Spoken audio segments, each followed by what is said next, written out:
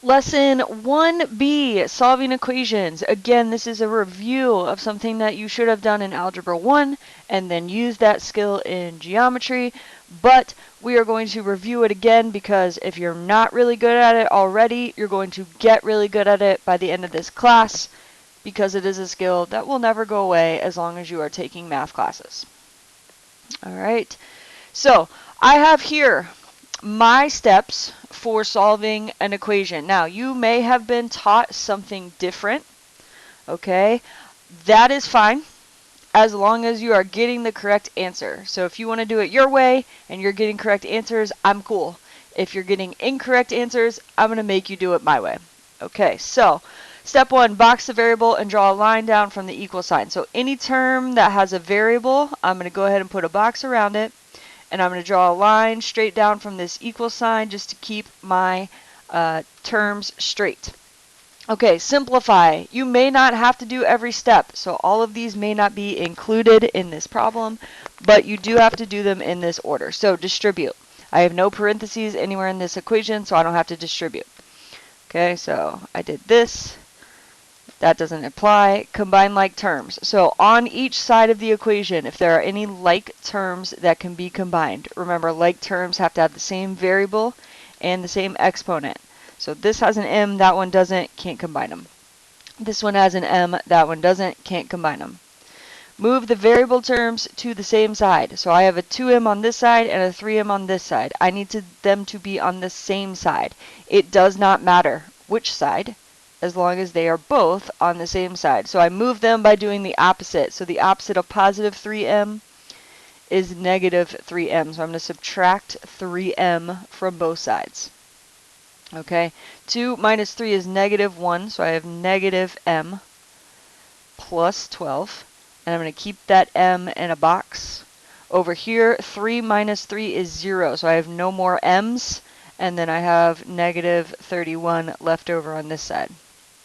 Okay, do the opposite of what is outside the box. Okay, so outside of the box I have plus 12, so I'm going to do minus 12 on both sides. Alright, now I am left with negative m over here, and then negative 31 minus 12 would be negative 43. Do the opposite of what is inside the box. Now, you don't always have to do this if all that's left in the box is a variable, but here we have this negative sign. So remember, this negative is saying like negative 1m. So to get rid of that, I am going to divide by negative 1 on both sides. So negative 1 divided by negative 1 would be positive 1. So now all I have left is m. Negative 43 divided by negative 1 is positive 43. That's my solution.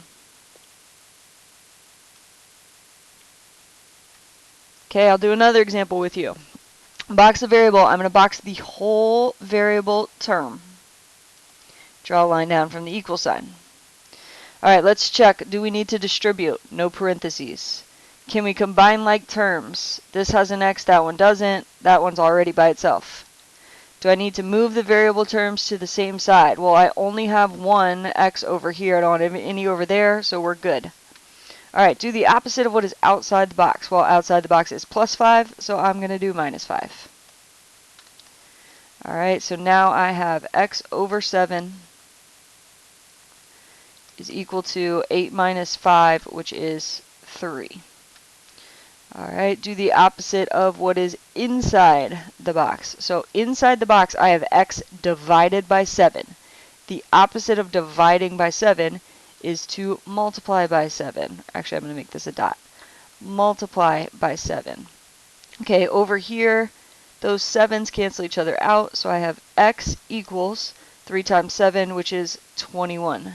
And there is my solution. Alright, and I'll do the fourth example with you as well. Box a variable, draw a line down from the equal sign. So I'm going to box this whole term and draw a line down from the equal sign. Check. Distribute. I don't have any parentheses. Done. Combine like terms. Can't put these together. That's already by itself. Done. Move the variable terms to the same side. I only have one. Done. do the opposite of what is outside the box. So outside of my box, I have divided by 2. So just like we did in that last problem, the opposite of dividing by 2 is multiplying by 2. My 2's over here cancel out, and I have d plus 8 left over. Alright, on this side, 14 times 2 is 28. Check. Do the opposite of what is inside the box. Now, inside the box, this time I have plus 8, so the opposite of that is to subtract 8. Over here, 8 minus 8 is 0. That leaves me with just d. On the right side, 28 minus 8 is 20, so d equals 20 would be my solution.